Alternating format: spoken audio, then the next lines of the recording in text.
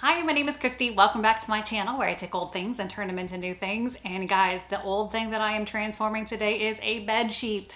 Yes, I thrifted a $3.99 bed sheet. It was soft, it was a really pretty deep pink color, and I turned it into a wrap dress. So you can use whatever you want. It doesn't have to be legit fabric. Well, it's legit fabric, but you know what I mean. Because it was a bed sheet, I used 2 layers, which really, there was times I would just sit and like stare at the dress thinking, how do I do this? So I'll make a wrap dress in the future that's less complicated, but I hope you still love this video. It turned out pretty cute in the end with ruffles. So please subscribe to my channel, like the video. I'm so excited. Thanks so much for being here.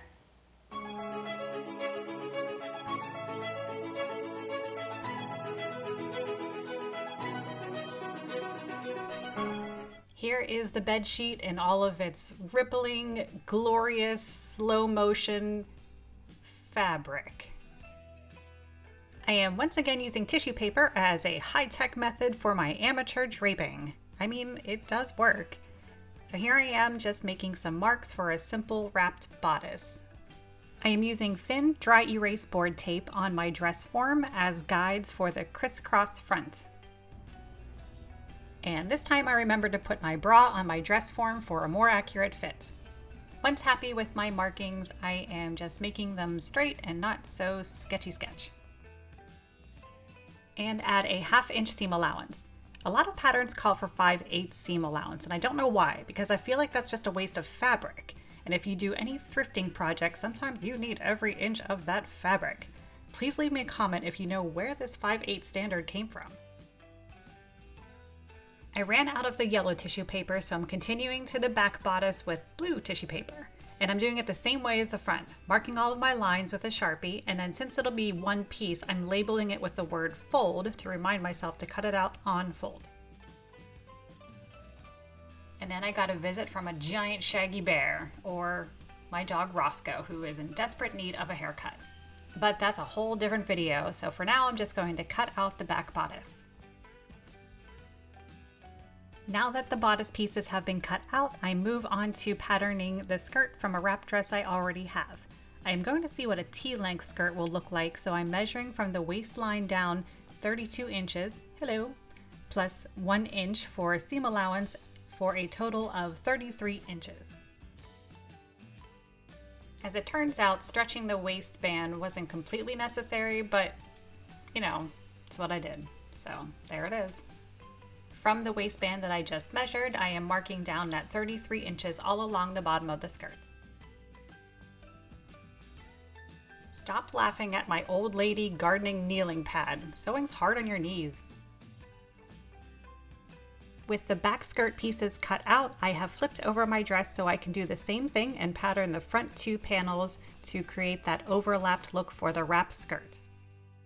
In my intro, I mentioned that because it's a bed sheet and I was afraid it was going to be a little bit see-through, I made 2 layers of everything. I cut out everything twice, meaning 2 bodice back pieces, 4 front pieces, 2 for the right and 2 for the left, 2 back skirt pieces, and 4 front skirt pieces. Again, the 2 for the right and 2 for the left. It was a lot of cutting.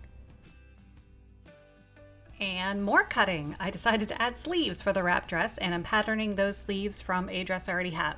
Later, I end up changing the style to more of a flutter sleeve, but it was done the same way.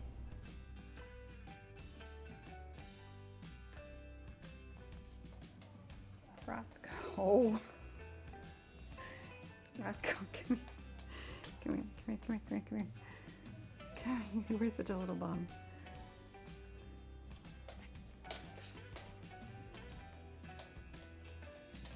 Rosco approves.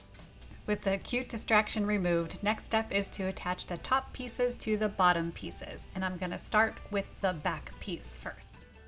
Because I was silly and stretched out the top of the back skirt piece when patterning, I now need to gather it. So I've switched the stitch length on my sewing machine to the longest stitch possible and have sewn 2 parallel lines without back stitching at the beginning or the end. Separate the bobbin threads from the top threads and start gently pulling the top threads only to start gathering the fabric to the same length as the back bodice. Once they are the same length, line the 2 pieces up right sides together to pin and sew.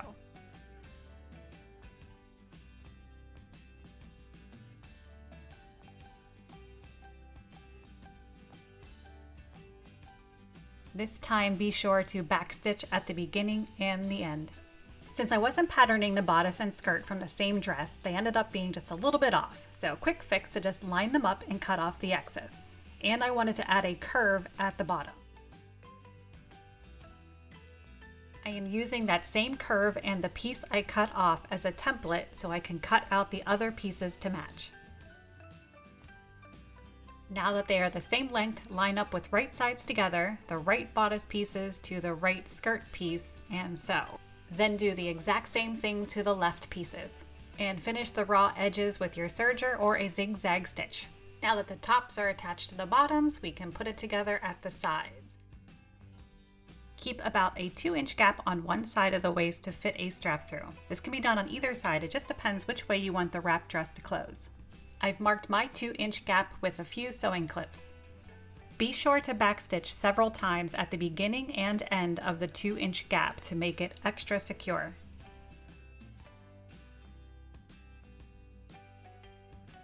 When sewing the other side, you can sew straight down. No need to leave a gap. If all goes well, your seams should match up nicely.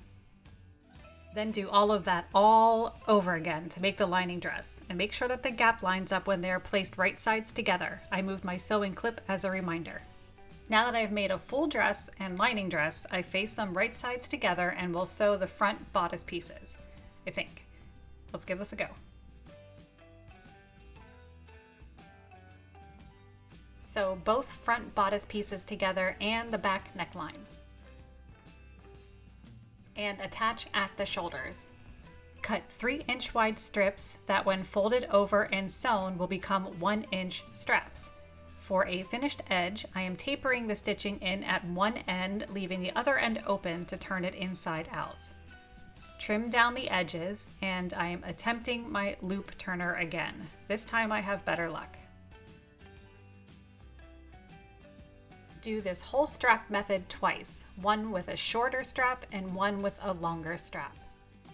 I tried my dress on the dress form and decided to cut off some of the bottom to create a ruffle that will be attached all along the bottom hem. I marked and cut one side, and I'm now using that as a template to make sure the other side is even. Then continue that measurement along the back, which creates 2 long strips that I will need to sew together and hem the bottom. I'm using a standard narrow rolled hem where you fold over twice and sew to hide all of the raw edges.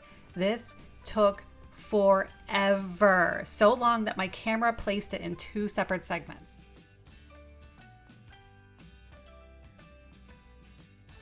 Sew the same long basting stitch we used on the back skirt piece for the ruffle. Gather it until it fits the skirt bottom. Time to make a sandwich. So I've separated the 2 pieces and inverted the ruffle so that it was facing inwards. Now I'm folding the outside layer over top and sandwiching the ruffle in between the 2 layers with the right sides of the layers together. I hope that makes sense.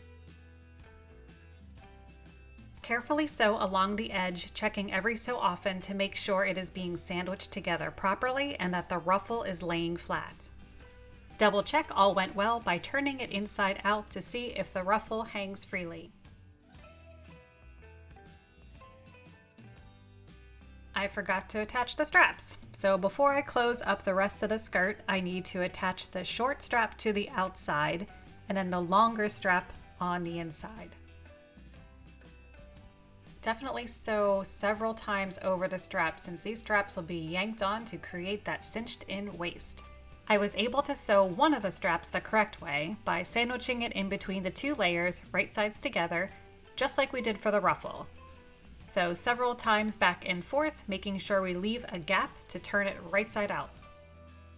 Starting from the existing stitching line, close up the rest of the skirt except for that gap, which I clearly did not make large enough because this was quite the struggle to fit the whole dress through that small of a hole. Enjoy my struggle.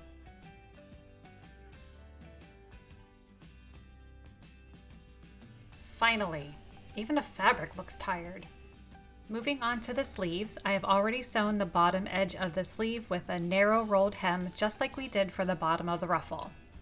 With right sides together, pin the top of the sleeve with the shoulder seam, then line up the rest of the sleeves to the sides. This takes a little finessing. After sewing on the sleeves, there is just a little hand sewing left to close up that teeny tiny gap that I left while trying to pull the entire dress through. And that is it. I hope you enjoy this fun, ruffly springtime dress made from a bedsheet. Please consider subscribing to my channel for future random fabric upcycles, and make it a great day.